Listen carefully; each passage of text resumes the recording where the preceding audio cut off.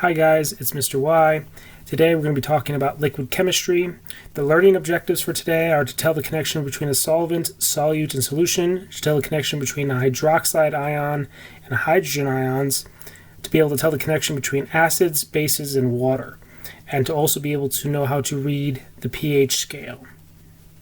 So let's get started.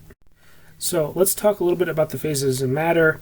In middle school, when you're learning about the phases of matter, you should have learned about the basic three phases: solid, liquid, and gas. If you're paying close attention, they may have even taught you about the fourth phase called plasma. Well, for biology, we really only care about solids, liquids, and gases, not so much about the plasma. Now, considering all these phases, solid, liquids, and gas, that is, of all of them, which do you think is actually the most important for life on Earth? And if you think about it for a minute, you should realize the answer is pretty clear. It should be liquids. After all, cells are mostly composed of water, and water is a liquid, and so that's where most of the chemical reactions that occur inside your cells happens, inside a liquid medium. So it helps us to learn a little bit about the basic chemistry of liquids. So a couple definitions. The first, a solution, which is a liquid containing two or more chemical compounds. The chemist will probably give you a much more specific definition when you take chemistry, but for now this will be okay. So here we have a solution of a liquid, and it looks like either maybe sugar or salt. I'm going to say salt. A solvent, and yes, these words sound the same, a solvent is a chemical that can dissolve other compounds. So the liquid in the picture over here on the right, this liquid here, is the solvent. And then there's the solute. And yes, all three of these words sound exactly the same. The solute is a chemical that can be dissolved by a solvent. So the solute in this case would be the salt. The solvent is the water. And the solution is the mixture of the two. So solute, solution, and solvent. Try not to get them too confused. If you want, I'd say put a little diagram like this picture on the right into your notes. So this should be an obvious question. What is the most important solvent for all living things? We've already talked about it a bit. It's water. And keep in mind, your body is mostly composed of water, so almost all the chemical reactions that happen inside your body have to happen inside of a watery medium. That's where they occur. Now, water has an interesting property besides the other ones we mentioned. You'll notice that I have this set up to have the slightly polar covalent bonds, where it's slightly positive and slightly negative, but water also has some other interesting properties. Water occasionally doesn't like to stay stable. It will once in a great while split apart, and it splits apart to form a hydrogen ion over here and a hydroxide ion over here. And when it does this, you'll see that they each end up with separate charges. The hydrogen ion gets a +1 and the hydroxide ion gets a -1, so they actually balance out. And you'll see that this reaction is reversible. You know that because you can see the arrow goes both ways, meaning occasionally it splits, and then occasionally you get a hydroxide and a hydrogen ion that will actually collide back together and make a regular plain old water molecule.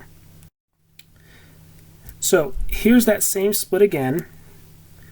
Again, the hydrogen has a +1, the hydroxide has a -1 charge.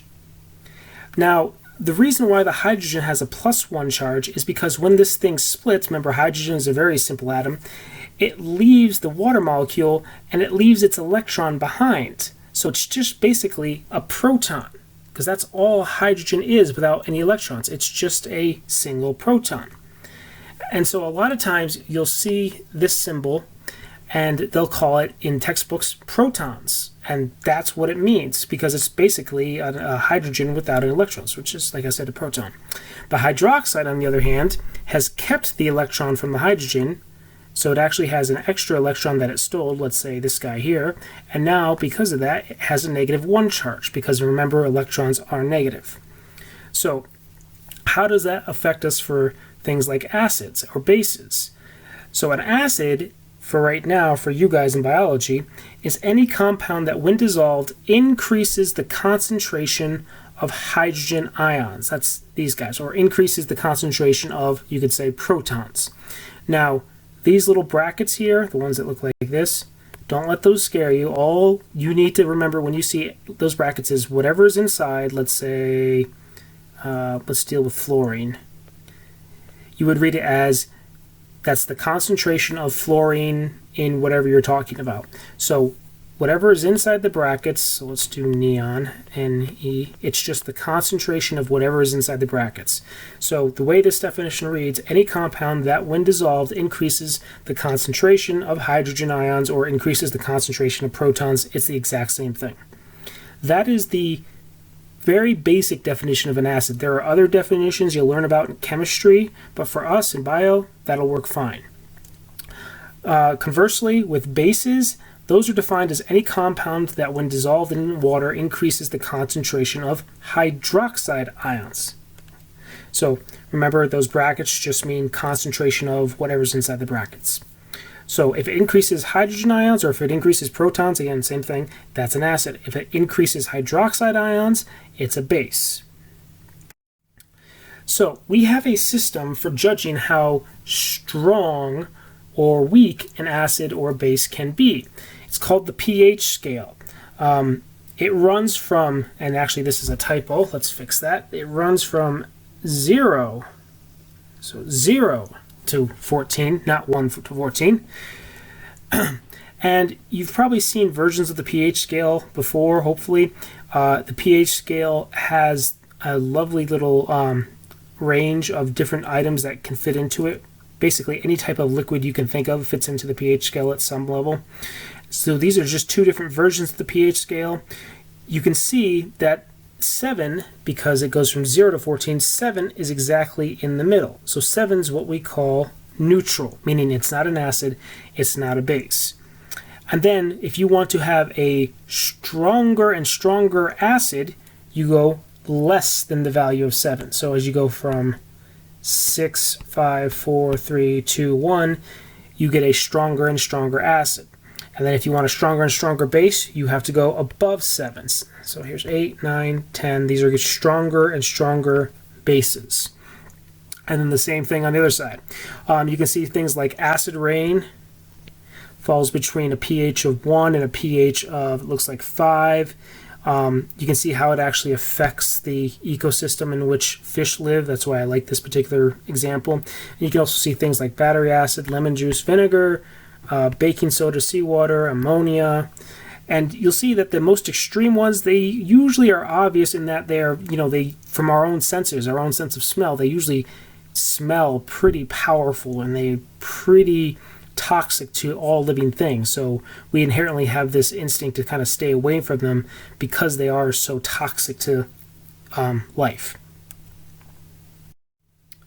So here's another version of the pH scale. I like this one because not only does it show you examples, but I love these little circles on the side here, right here, and right here at the various levels for telling you what's actually going on at the different pH scores.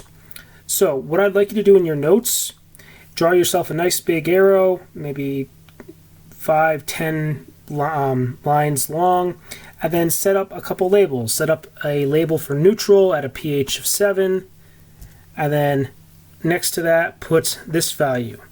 This simply means the concentration of hydrogen ions is equal to the concentration of hydroxide ions at a pH of 7. That's where you have pure water. There's no acid, there's no base. Again, as you go up the values, add these labels, so you're getting more and more acidic, and as you get more and more acidic, you're becoming more and more different in the proportions and the concentrations of protons versus hydroxide ions, or hydrogen ions versus hydroxide ions. So as you go more and more further, this is getting bigger and bigger in terms of its difference. And you can see that, again, over here. I'd also get these little circles down because you can see in this version there's a lot more hydrogen ions than there is hydroxide ions. That's what I like about this. And then on the bottom, again, put in some values, so like go like this and then put in your numbers. So the more basic you get, the more there is hydroxide ions than hydrogen ions. So you're becoming more and more basic. And again, I would probably copy down this picture here. Bad arrow, sorry. that picture there for that, and then for 7 at neutral, go ahead and copy down this where you have the exact same amount of hydrogen ions versus hydroxide ions. All right, so make sure you know that, and make sure you know the different values. So you have, like, 4, 3, 2, and I'd say probably get a few examples down as well. Baking soda, I'm just putting some random ones there. Pick a few at least that you know. So another quick point on the pH scale. The pH scale is a pretty big scale. What I mean by that is that the pH scale is a logarithmic scale. Now, unless you've taken some higher level mathematics, that doesn't mean anything to you, but basically it means that the scale itself is not equally spaced like you would expect. So on a simple, let's say a distance system, like inches or centimeters, you expect 1 inch going from, say, 3 to 4 to be the same distance as you would going from 3 to 2, the same distance this way, going from 1 to 2. Unfortunately, that's not how the pH system works with this equal spacing. That's totally wrong.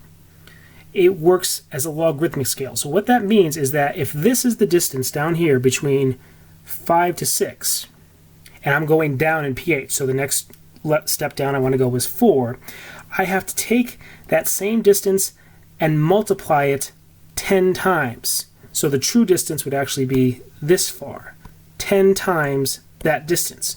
So every change in a whole integer value of the pH scale means you're increasing the strength of the acid tenfold. So going from 6 to 5 is an increase of tenfold from 6 to 5, and then another increase of tenfold from 5 to 4. Right there. So going from 6 to 4 is actually an increase of 100-fold, meaning a pH value of a liquid at 4 is 100 times more acidic than a pH value at 6. This is a logarithmic scale. Now, if I was to actually draw the line for the pH of 3, it would be well above the screen. You'd have to take this same value from here and multiply it 10 times. So I obviously don't have the room to do that, so I'm just going to throw it up here and make you sure you understand that this value is, again, 10 times more acidic than a pH of 4.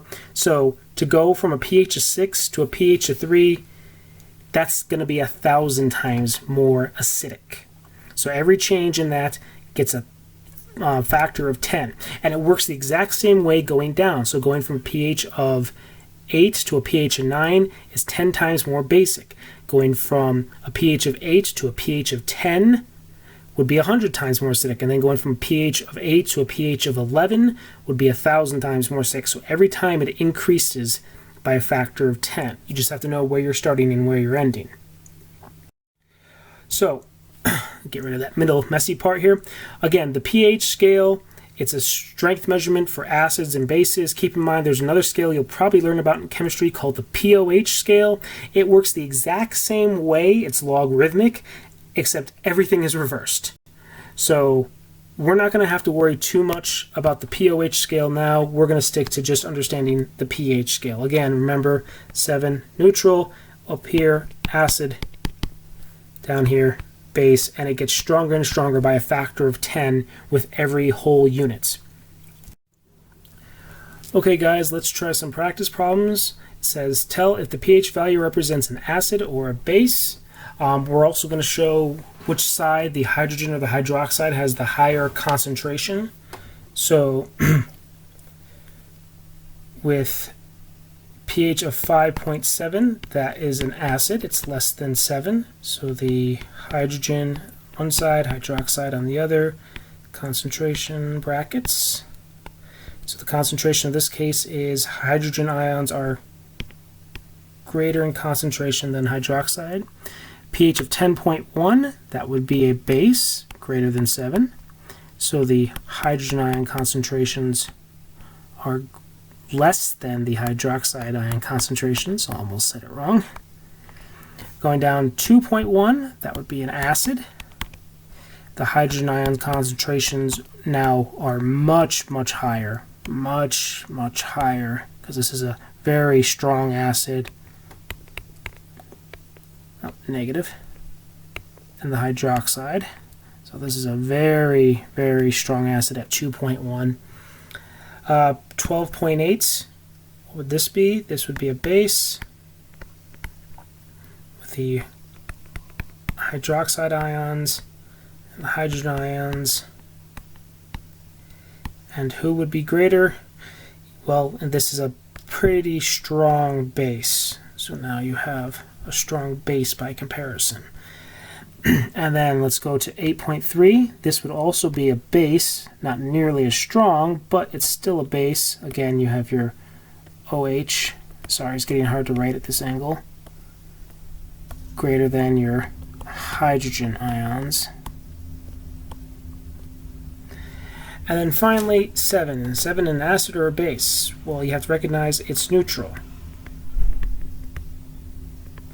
which means that the hydrogen ions, the concentration of the hydrogen ions, OH minus, and the concentration of the hydroxide ions are exactly equal to each other at that scale. So make sure you understand all these problems, and you can test yourself on a few others. You can find other practice problems online. So that's the end of the lecture for today, guys. Make sure, like I said, you've practiced a few of those pH problems online, and ask me any questions you have concerning acids and bases and solutes and solvents and hydrogen ions versus hydroxide ions, and why we call hydrogen ions protons sometimes in the textbook. Your textbook will occasionally call hydrogen ions protons, so be aware of that. And just ask questions if you need help.